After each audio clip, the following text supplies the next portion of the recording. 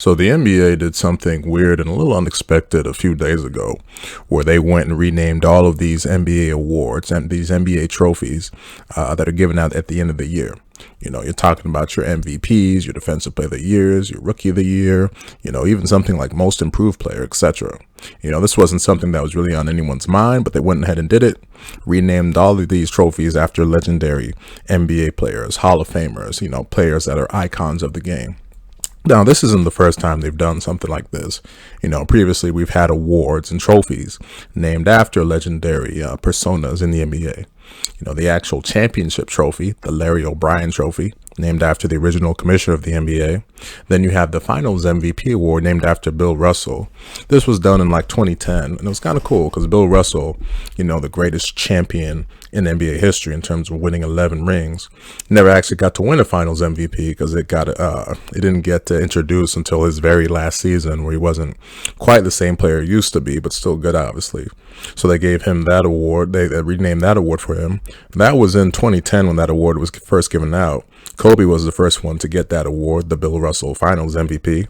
And when Kobe actually passed away in 2020, just a month later at the All-Star Game, they announced that the All-Star Game trophy would be renamed into the Kobe Bryant All-Star MVP, which was one of the many ways they obviously celebrated him that year, appropriately so, obviously.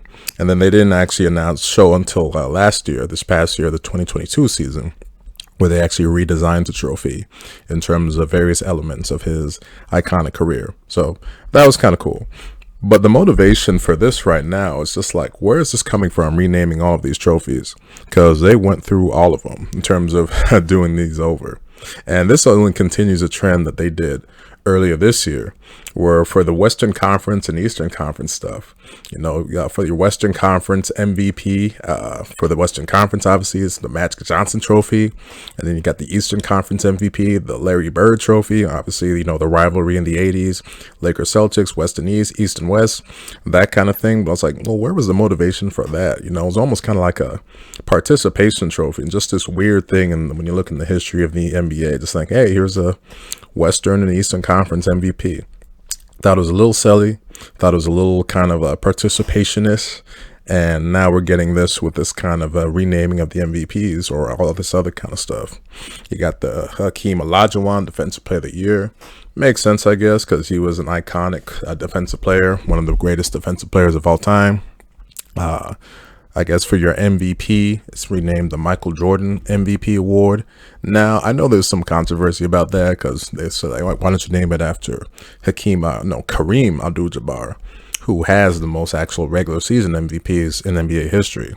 Well, he already has his own award, like his some kind of humanitarian award that's named after him. And, when you think of MVP, you think of best player, and Michael Jordan is, in many people's eyes, including mine, greatest player in the history of basketball, the NBA. So having him represent the sort of MVP award makes sense. And then you have another one, the Sixth Man of the Year award, named after John Havlicek. I'm sure no one in today's age watched John Havlicek, but, he was legendary, I guess, sixth man for the Celtics. So, I guess that makes sense. But two trophies in particular just really kind of caught my eye. One to a lesser degree, the George Mikan Most Improved Player Award. They renamed it after George Mikan, a legendary player. Forget about the 60s era. He was from the 40s and the 50s, the OG NBA superstar. I guess in one way, it's a way to sort of recognize George Mikan, because there's really not anything that kind of celebrates him in the NBA, including at Staples Center, the supposed home of, the Lakers and shit like that. Granted, he was in the Minneapolis Lakers, but still, it was just kind of random, like George Mikan. Why would you name that after George Mikan? What's the relevance? Doesn't really make sense when it comes to, Michael Jordan MVP, Hakeem Olajuwon Defensive Player of the Year. Just seemed a little kind of like a reach right there, but you know what? Fine. Hey, it's George Mikan, legendary OG NBA superstar. Sure, give the guy some love.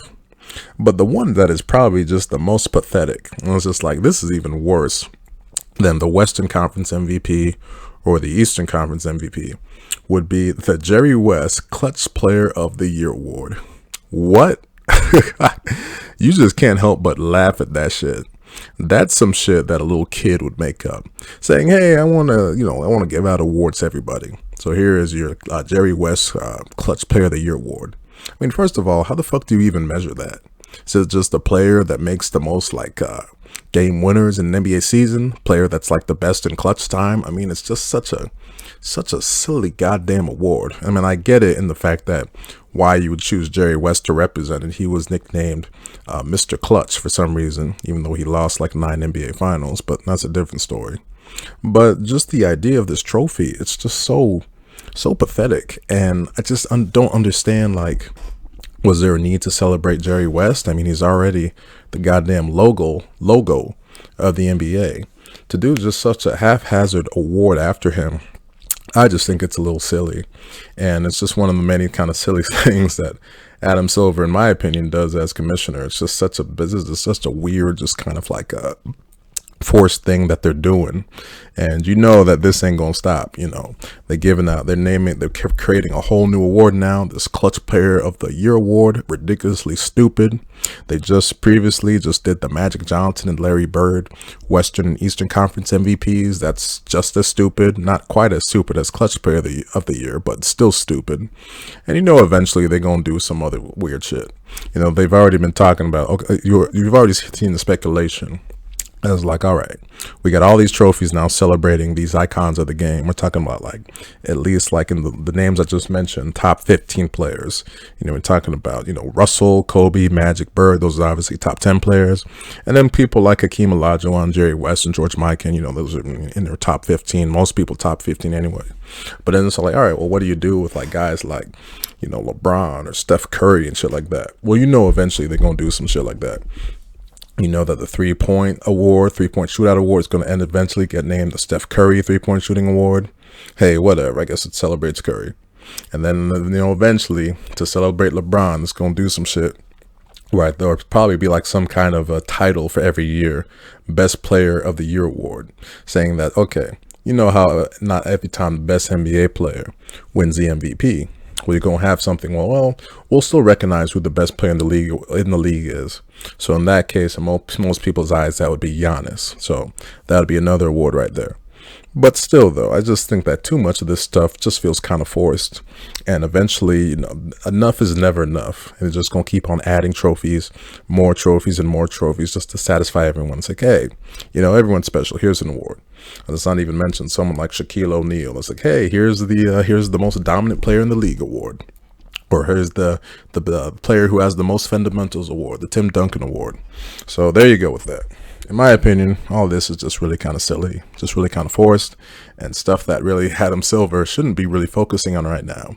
Instead of focusing on making up these bullshit awards like Clutch Player of the Year award, how about focusing on the fact that you have stars all around the league that are just like blowing off games, resting games, with people paying to go see them while their asses are sitting on the bench, and meanwhile they're still collecting the check for doing absolutely nothing for that day's worth of work.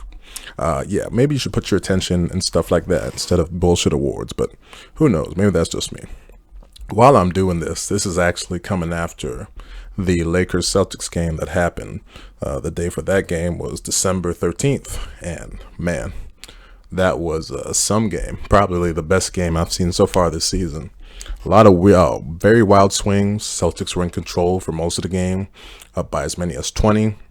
You heard Charles Barkley go on a rant saying, why the fuck y'all talking about the Lakers so much? And, you know, he does have a point in that regard. But, you know, Lakers got LeBron, second greatest players of all time. They're always going to be interesting in that regard. But then they actually ended up making a comeback. Spectacular comeback. It was like a 47 to 45 to, I forgot the exact number, but like 13 run or something like that. Came all the way back in the fourth quarter. Actually took a 13-point lead with 3 minutes to go.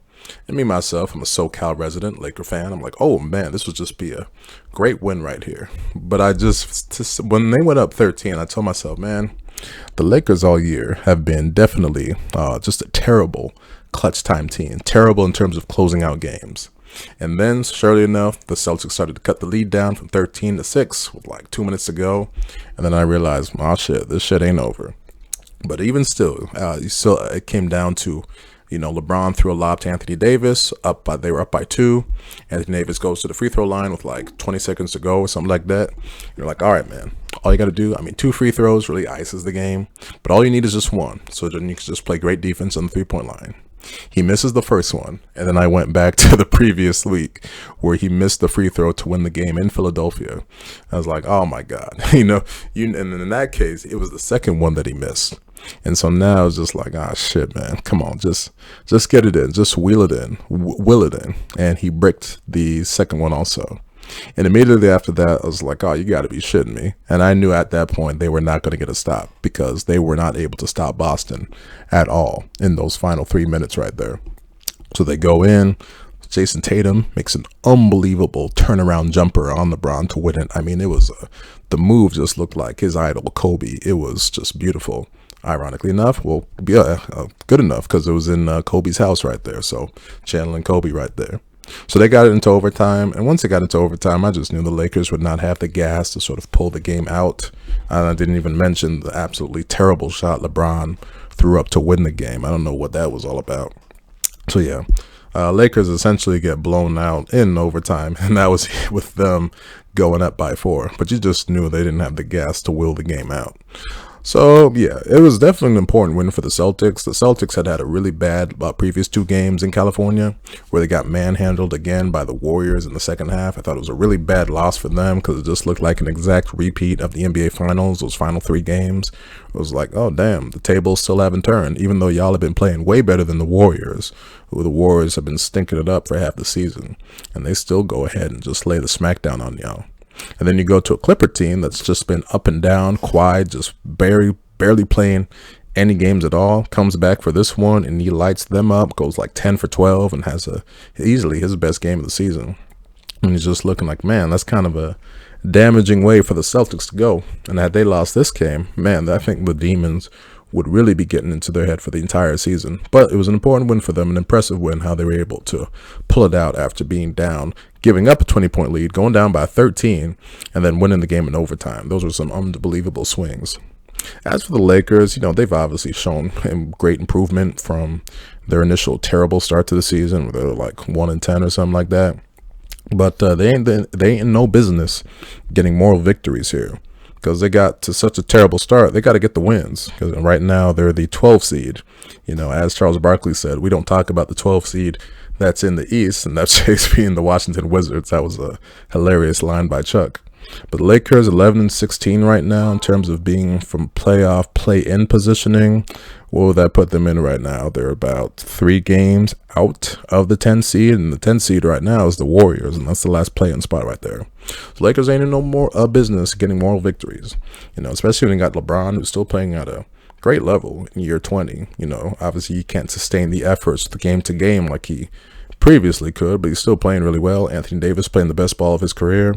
Russell Westbrook has bought into his new role, but they got to get the wins, because when you blow a game like this, and then you blow a game like how they had the opportunity to win in Philadelphia, those are opportunities to get some great wins, and that would end up being, and you would end up having like what would that be? A 13-15 record instead of 11-16, or 13-14 record instead of 11-16. I know that's doesn't seem like dramatic, but hey, everyone counts, and they definitely need the wins to get into that play-in positioning to even get to the playoffs. So there you have it with that.